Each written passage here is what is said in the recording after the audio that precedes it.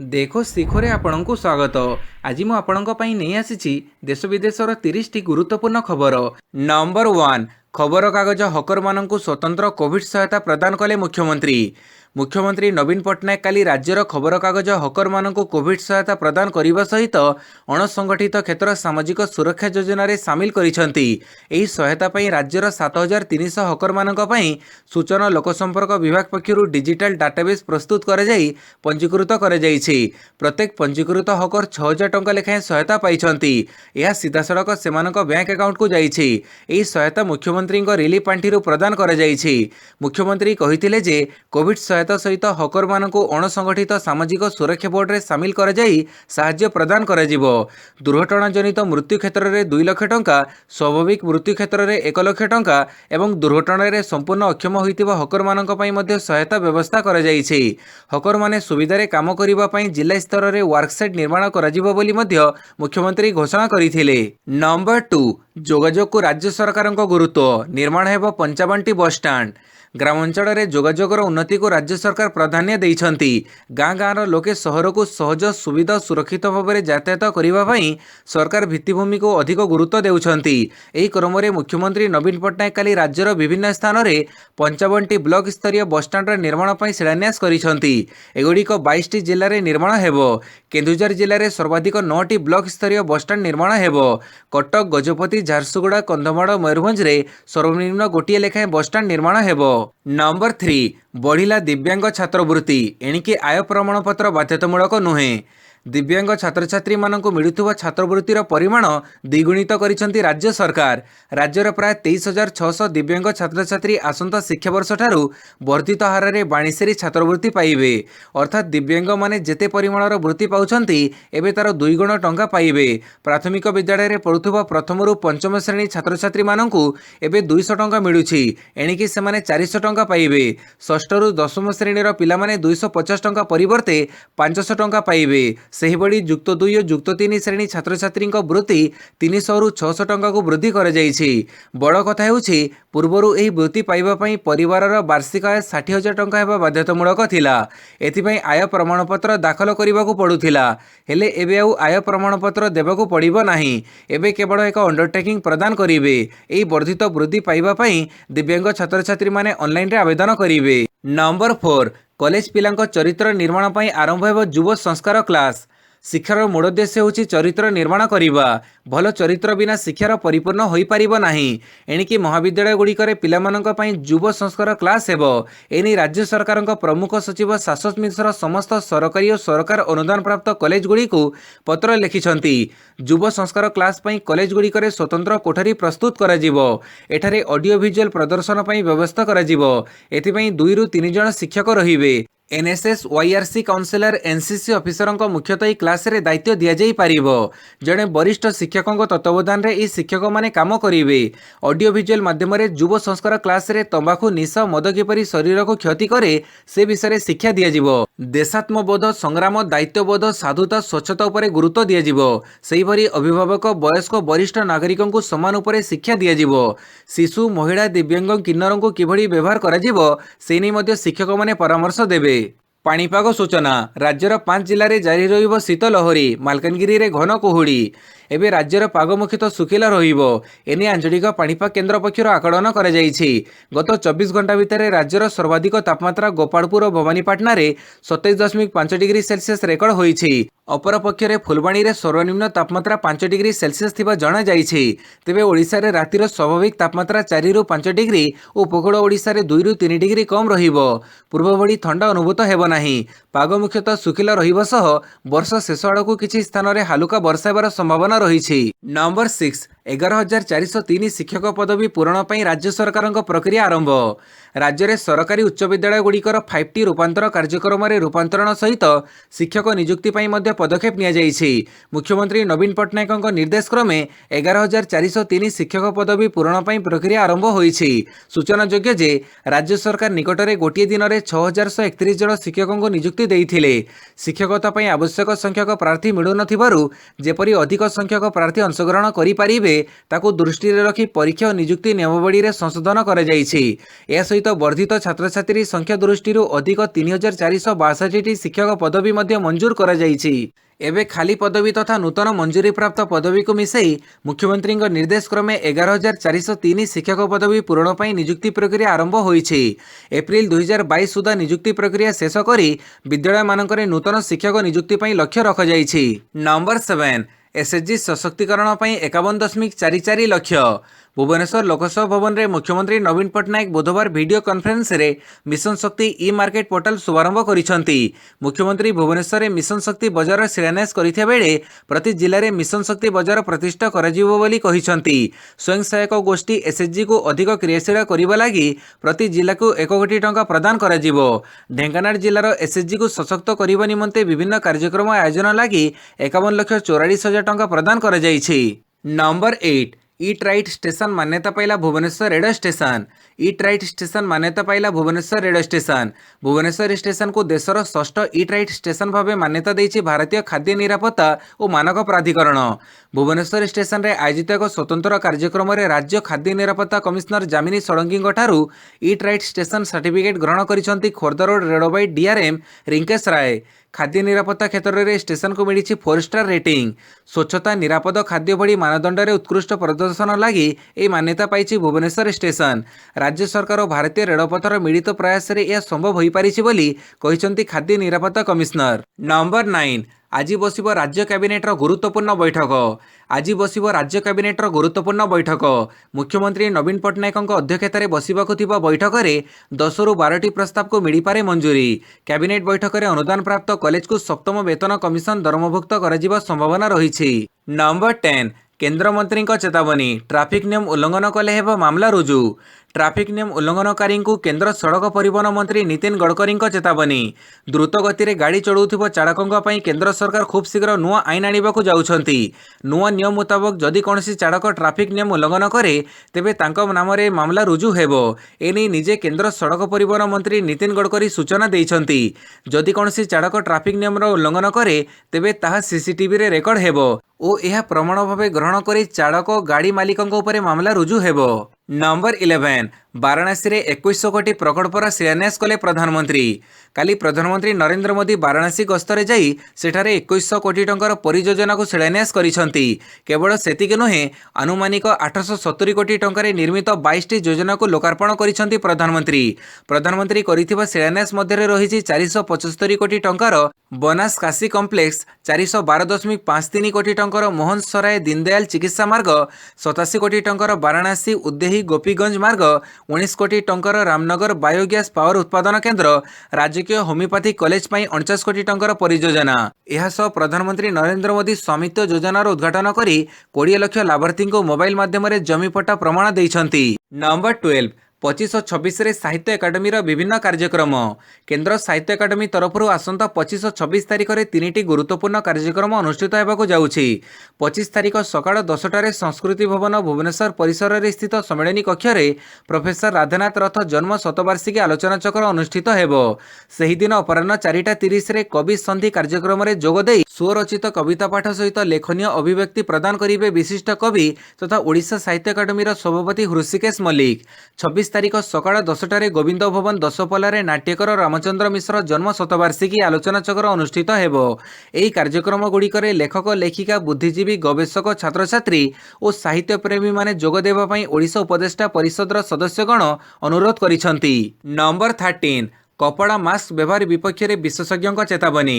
ବିଶ୍ୱରେ ଓମିକ୍ରନ୍ ସଂକ୍ରମଣ ଦ୍ରୁତ ବେଗରେ ବ୍ୟାପୁଥିବା ବେଳେ ରଙ୍ଗରଙ୍ଗିଆ ପୁନଃ ବ୍ୟବହାର ଉପଯୋଗୀ କପଡ଼ା ମାସ୍କ ବ୍ୟବହାର ବିପକ୍ଷରେ ବିଶେଷଜ୍ଞମାନେ ସତର୍କ କରିଦେଇଛନ୍ତି। ଅକ୍ସଫୋର୍ଡ ବିଶ୍ୱବିଦ୍ୟାଳୟ ସ୍ଥିତ ପ୍ରାଥମିକ ସ୍ୱାସ୍ଥ୍ୟ ସେବାର ଅଧ୍ୟାପକ ଟ୍ରିସ୍ ଗ୍ରିନହାଲ୍ଡ କହିଛନ୍ତି, ସତ କହିବାକୁ ଗଲେ କପଡ଼ା ମାସ୍କ ଯେତିକି ଭଲ ସେତିକି ଭୟଙ୍କର। ମିଶ୍ରିତ ସାମଗ୍ରୀରେ ନିର୍ମିତ 2 କିମ୍ବା 3 ଥାକିଆ ମାସ୍କ ଅଧିକ ଫଳପ୍ରଦ ହୋଇଥିବା ବେଳେ କପଡ଼ା ମାସ୍କ ଆକର୍ଷଣୀୟ ଫ୍ୟାସନ୍ ମାତ୍ର। ଗ୍ରିନହାଲ୍ଡଙ୍କ କହିବା କଥା ହେଲା, କପଡ଼ା ମାସ୍କର ମୁଖ୍ୟ ଅଡ଼ୁଆ ହେଲା ସେଗୁଡ଼ିକର କୌଣସି ସ୍ୱାସ୍ଥ୍ୟମାନ प्रमाण बा हेल्थ स्टैंडर्ड नहीं, किंतु N95 भड़ी रेस्पिरेटरी मास्क सबू 95% कणिका छाणी रखुवा सुनिश्चित कथा। यह छड़ा पिंधिथिबा मास्क जदि नाक पाटी को ठीक भाव आवृत करि न पारिला ता मूल्यहीन। पुणी मास्क पिंधि सहजरे श्वास प्रश्वास कराजिबा मध्ये अत्यावश्यक। धुआ जाई पुणी व्यवहार करि हेउथिबारु परिवेश किंबा अर्थ सचेतन ग्राहक माने कपड़ा मास्क खरीद करुछंती, किंतु सेगुड़िकर फिल्ट्रेशन स्टैंडर्ड रे संदेह रहिछि। नंबर 14 चाइनारू मिलिला डायनोसर भ्रूण। दक्षिण चाइनार गांझोरू वैज्ञानिक माने डायनोसर एक भ्रूण को पाइछंती। प्राय 6.6 रु 7.2 कोटी वर्ष तळू यह संरक्षित अवस्था रे रहिथिला एवं भ्रूणटी अंडारू बाहर को बाहरिबाकू चेष्टा करुथिला। एने बर्मिंघम यूनिवर्सिटी गवेषक फियोन वाइसम मा कहिछंती। एहर नाम बेबी इंग्लैंग रखा जाइछि। एही डायनोसर ओभिराप्टर प्रजातिर, जार दांत नथाय बोली जणा पड़िछि। डायनोसर जीवाश्म मध्यरु इतिहासर यह सबुठो बड़ संधान बोली से कहिछंती। भितरे बेबी इंग्लैंग रो मुंड यार शरीर तले रहिथिला। गोड़ मुंडर उपर पार्श्व रे रहिथिया बेले पछभाग अंडाकार भावे मोड़ी होइथिला। आधुनिक पक्षीक भ्रूण एपरी अवस्था रे रहिथांती। यह प्राय जन्म हेबार निकटतर होई जाइथिला। बेबी इंग्लैंग उपरे अधिक गवेषणा द्वारा डायनोसर उपरे अधिक तथ्य जणा पड़िबो बोली रिसर्चर टीम आशा रखिछंती। नंबर 15 गुणात्मक एवं आदर्श विद्यालय शिक्षा व्यवस्था। नियुक्त हेबे 1748 नुआ शिक्षक। राज्यर विभिन्न आदर्श विद्यालय रे खाली थिबा 1749 शिक्षक अणशिक्षक पदरी नियुक्ति पई प्रक्रिया आरंभ होईछि। आदर्श विद्यालय संगठन पक्षरु एने विज्ञापन प्रकाश पाइथिया बेले जनवरी 28 तारिख रे सविशेष विज्ञप्ति ऑनलाइन रे उपलब्ध हेबो। नियुक्ति लागि आवेदन प्रक्रिया जनवरी 6 रु आरंभ होई फेब्रुआरी 5 रे सरीबो। नियुक्त हेबाकू थिबा 1749 पद मध्यरु गोटिए पद लाइब्रेरियन अर्थात अणशिक्षक वर्गर होइथिया बेले 1748 टी पद शिक्षकक पई उद्दिष्ट रहिछि। आवेदन प्रक्रिया आसंता जनवरी 6 तारिख आरंभ होई फेब्रुआरी 5 रे सरीबो। फेब्रुआरी 7 तारिख मध्यरात्र सुधा आशयी फी दाखल करिवे। राज्यर 312 टी आदर्श विद्यालय समेत अंधारुआठारे प्रस्तावित आइकनिक आदर्श विद्यालय पई मध्य नियुक्ति लागि प्रार्थी चयन कराजिबो। नंबर 16 हाईकोर्ट रे ममिता मेहर हत्या मामला तदंतर स्टाटस रिपोर्ट। ममिता मेहर हत्या मामला रे तदंतर अग्रगति संपर्क में सरकार हाईकोर्ट रे स्टाटस रिपोर्ट दाखल करिसंती। काली जस्टिस विश्वजीत महांती को नहीं गठित खंडपीठ रे ममिता बापा सुचंद्र मेहर और भाई बंटी मेहर आवेदन शुणाणी समय सरकार तरफरू मुदा लफाफे तदंतर स्टाटस रिपोर्ट दाखल कर तदंतर तदारख पई अवसरप्राप्त जिला जज एबीएस नायडू को नियुक्ति दि जाइछि बोली सरकार तरफरू दर्शाइथिला। अन्य पक्षरे ए मामला पक्षभुक्त हेबा पई भारतीय विकास परिषद जगतसिंहपुर जिला सभापति सुब्रत दासଙ୍କ तरफरू इंटरवेंशन पिटिशन दाखल कर 2022 जनवरी 28 रु मामलार परवर्ती शुणाणी पई धार्य कर जाइछि। नंबर 17 कदर्य रास्ता नहीं तातिला बस मालिक संघ। अनुगुड़ रु कटक भुवनेश्वर बस गड़बनी। उपकूल ओडिशा सह पश्चिम ओडिशा को जोड़ुथिबा 55 नंबर जातीय राजपथर अवस्था शोचनीय होई पड़िछि। अनुगुड़ ढेंकानाल सहर देई जाइथिबा एही कटक संबलपुर रास्तार प्रशस्तीकरण दीर्घ दिन हेला चालिथिले मध्य यह शेष हेउनी। तेणु यह विरोध में कठोर आभिमुख्य देखैछि राज्य घरोई बस मालिक संघ। काली दिनिका धर्मघट करने संघ निष्पत्ति नैथिया बेले जनवरी 1 रु अनिर्दिष्ट काल पई एही रूट रे बस चलाचल बंद कराजिबो बोली संघ पक्षरु सूचना दिया जाइछि। 24 तारिख रु एही रूट रे चलाचल करुथुबा बस गुड़िकरे कड़ा पताका लगे प्रतिवाद कराजिबो। या भितरे एथिनै कोनोसी पदक्षेप निया न गले जनवरी 1 रु एही रूट रे अनिर्दिष्ट काल पई बस चलाचल बंद रखाजिबो बोली राज्य घरोई बस मालिक संघ मुखपात्र देवाशीष नायक सूचना दैछंती। नंबर 18 फाइजर कोविड बटिका पैक्सलोविड को स्वीकृति देला अमेरिका। फाइजर कंपनी निर्मित प्रथम कोविड-19 निरोधी बटिका पैक्सलोविड को बुधवार दिन युक्तराष्ट्र अमेरिकार हेल्थ रेगुलेटर स्वीकृति देइछि। 12 वर्षरू ऊर्ध्व वयस्क माने एही बटिका खाई परिबे। नैदानिक परीक्षा रिपोर्ट पाइबा परे दुई प्रकार बटिकार समिश्रणरू प्रस्तुत पैक्सलोविड को फूड एंड ड्रग एडमिनिस्ट्रेशन जरूरीकालीन व्यवहार पई अनुमति प्रदान करिछि। एही बटिका खाइबा द्वारा कोविड द्वारा पीड़ित व्यक्ति मानकर डाक्तरखाना रे भर्ती हेबा परिस्थिति एवं मृत्यु को प्राय 88% ह्रास करा जाउछि बोली नैदानिक परीक्षारू जणा पड़िथिला। टीका दियाजिबो सह एही बटिका खोजाई कोविड-19 चिकित्सा करिबाकू एफडीए गुरुत्वारोप करी कहिछि। नंबर 19 ओमिक्रॉन चिंता। चीन रो सियान प्रदेश रे गत रातिरु तालाबंद। कोविड्र नूतन प्रकरण ओमिक्रॉन रो द्रुत संक्रमण सारा विश्व में चिंतार कारण पलटिछि। हठात 52 जन कोविड-19 संक्रमित चिन्हट हेबा परे चीन 1.30 कोटी जनसंख्या विशिष्ट सियान सहर में बुधवार रातिरु अनिर्दिष्ट काल पई तालाबंद कर जाइछि। फेब्रुआरी 4 रु चीन रे शीतकालीन ओलंपिक क्रीड़ा आरंभ हेबो। सियान एवं एहार आखपाख अंचल कटकणा अनुसायी केवल जड़े व्यक्ति 2 दिन में थरे अत्यावश्यक जिनिस किणवा घर बाहरी पारिबे। विशेष परिस्थिति व्यतीत समस्त जानवाहन चलाचल उपर प्रतिबंधक लगाଯାଇଛି। जरूरीकालीन परिस्थिति व्यतीत नागरिक मानक घर बाहर को न जावाकू कुहाଯାଇଛି। नंबर 20 जगतसिंहपुर में 5 दिन पर धर्मानुष्ठान रे साधारण दर्शन बंद। आगक आसुची ख्रीष्टमास तापरे आसिबो नुआ वर्ष। एथिपई धर्मानुष्ठान गुड़िकर लोकों भिड़ होबार संभावना रही। यहाकू दृष्टि रखी कोविड लोकों सुरक्षा देवाई 5 दिन पर जगतसिंहपुर जिलार विभिन्न धर्मानुष्ठान अर्थात मंदिर, चर्च, मस्जिद, अन्य धर्मानुष्ठान पूजास्थली गुड़िकर साधारण दर्शन को बंद कर जिलापाल पारुल पटवारी एने निर्देश जारी करिसेंती।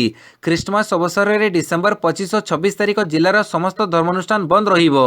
सेहीपरि वर्षर शेष दिन अर्थात डिसेम्बर 31 तारिख समस्त धर्मानुष्ठान रे एही कटकणा लागू हेबो। इंग्राजी नववर्ष तथा जनवरी 1 रे भी धर्मानुष्ठान गुड़िकर साधारण दर्शन बंद रहिबो। नुआ वर्ष परदिन भी एही कटकणा बड़बत्तर रहिबो। नंबर 21 म्यांमार को 10 लाख पान टीका पठेला भारत।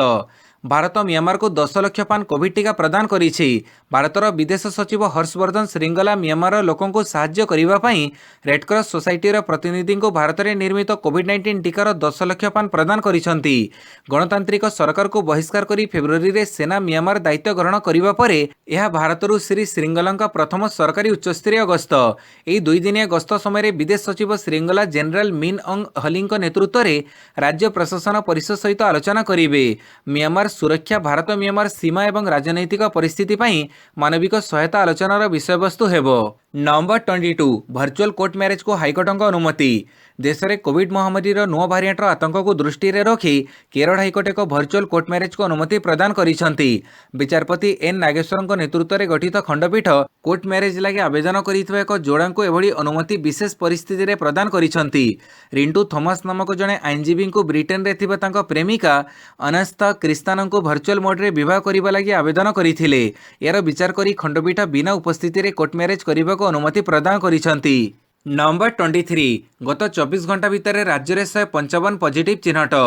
गत 24 घंटा मध्य राज्य में 155 जन पॉजिटिव चिन्हट होती। अनुगुड़ू 1, बालेश्वर 1, कटकू 8, देवगढ़ 7, ढेंकानालू 1, गंजामरू 4, जगतसिंहपुर 2, जाजपुर 4, झारसुगुड़ारू 4, कड़ाहांडी 1, केन्द्रापड़ारू 2, खोर्धारू 84, पुरी 1, रायगढ़ 1, संबलपुर 10, सुंदरगढ़ 3, स्टेटपुल 20 जन पॉजिटिव चिन्हट होती। समग्र देश में 24 घंटा मध्य 7495 नूतन संक्रमण और 434 मृत्यु रेकर्ड कर। भारत में ओमिक्रॉन आक्रांतों संख्या 300 पार करिछि। तमिलनाडु रे 33 टी नुआ मामला चिन्हट हेबा सह कर्नाटक 12 जन और केरल रे 5 जन ओमिक्रॉन द्वारा आक्रांत होइछंती। नंबर 24 कश्मीर रे खसिला पारद, बरफ पाल्टिला नदी झरणा। कश्मीर में जारी रही प्रबल ठंडा। कश्मीर किसी अंचल में तापमात्रा 0 डिग्री रे पहुंचलानी। फल अनेक नदी, ह्रद, झरणा आदि बरफावृत हो जाइथिबा देखिबाकू मिलिछि। अन्यपटे श्रीनगर में रातिर तापमात्रा -6 डिग्री, गुलमार्ग तापमात्रा -9 डिग्री रही। बरफावृत झरणा देखिबापई टूरिस्ट मानकर प्रबल भिड़ जमिछि। आखपाख अंचलर लोकमानक मध्य भिड़ जमुछि। एही दृश्य देखिबापई लोकमाने एही बरफ झरणा पाखरे ठिया होई सेल्फी नेउथिबा मध्य देखिबाकू मिलिथिला। पाणीपाग विभाग सूचना अनुसार तापमात्रा आहरी खसिबो। नंबर 25 वीरस्वत्व धर्मांतरीकरण निरोध बिल पास। प्रबल हंगामा धारणा भितर काली कर्नाटक विधानसभा पारित होइछि विवादीय धर्मांतरीकरण निरोध बिल।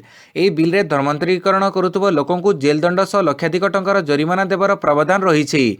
तेबे एहाकु कांग्रेस, जेडीएस और ख्रीष्टान संप्रदायर लोकमाने जोरदार विरोध करुछंती।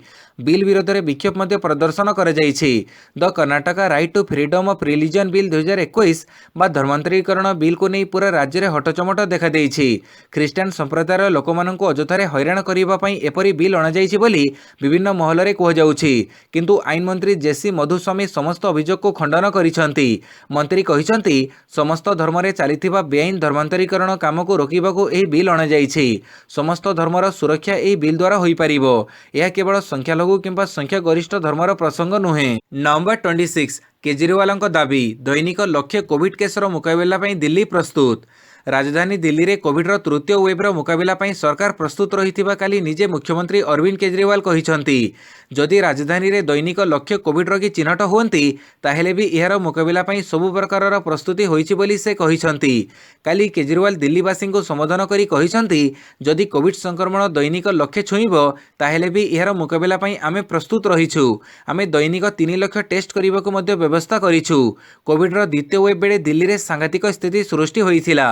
दैनिक संक्रमण 28,000 पार करिथे बेले लोक माने बेड ऑक्सीजन ପାଇଁ छटपट हेउथिले। हेले एबे दिल्ली सरकार सब प्रकारर स्थितिर मुकाबिला करबाको प्रस्तुत थिबा कहिसंती। नंबर 27 मध्य प्रदेश रे नाइट कर्फ्यू। देश में ओमिक्रॉन संक्रमण बढ़ुथिबारु विभिन्न राज्य पक्षर पुनर्बार कोविड कटकणा लागू करा जाउछि। अनेक राज्य यात्रा कटकणा लगैथिया बेले मध्यप्रदेश सरकार गुरुवार ठारू रात्रिकालीन कर्फ्यू लागू करिसंती। परवर्ती निर्देशनामा पर्यंत राति 11 टारू सकाळ 5टा जाए यह कर्फ्यू जारी रहिबो। मध्यप्रदेश रे गत 24 घंटा मध्य 30 नूतन मामला चिन्हट होईछि। ब्राजिल, ब्रिटेन, चाइना, दक्षिण Africa, Mauritius, Hong Kong, Singapore, New Zealand, Botswana एवं इस्राएल रो आस्थिबा यात्री लागि सरकार विमान बंदर रे आईटीपीसीआर परीक्षा बाध्यतामूलक करिसंती। नंबर 28 ओडिशा रे प्रथम थर पई खेलाजिबो जातीय पारा बैडमिंटन चैंपियनशिप। क्रीड़ा क्षेत्र में आउ एक इतिहास रचिबाकु जाउछि ओडिशा, कारण आजिठारु ओडिशार प्रथम थर पई खेलाजिबो जातीय पारा बैडमिंटन चैंपियनशिप। भुवनेश्वर में खेलाजिबाकु थिबा चतुर्थ जातीय पारा बैडमिंटन चैंपियनशिप रेडबाई इंडोर स्टेडियम और उड़ाण एकाडेमी रे खेलाजिबो। एही चैंपियनशिप ट्रॉफी पई उभय पुरुष और महिला वर्गर देशर विभिन्न प्रांतरु खेलाड़ी भाग नेबे। चैंपियनशिप पई 500 रु अधिक खेलाड़ी भुवनेश्वर में पहुंची सारिलेनी। एसो टोकियो पारालिम्पिक्स रे अंशग्रहण करिथिबा समस्त स्टार बैडमिंटन खेलाड़ी और टोकियो ओलंपिक्स रो स्वर्ण पदक विजेता तथा ओडिया पुओ प्रमोद भगत मध्य टूर्नामेंट रे भाग नेबे। Number 29 under 19 Asia cup 154 run रे जीतिला भारत। यूएई रे कालीठारु आरंभ होईछि under 19 Asia cup cricket tournament रे भारत दमदार विजयरु अभियान आरंभ करिछि। प्रथम मैच रे भारत आयोजक यूएई को 154 रन रो बड़ व्यवधान रे परास्त करिछि।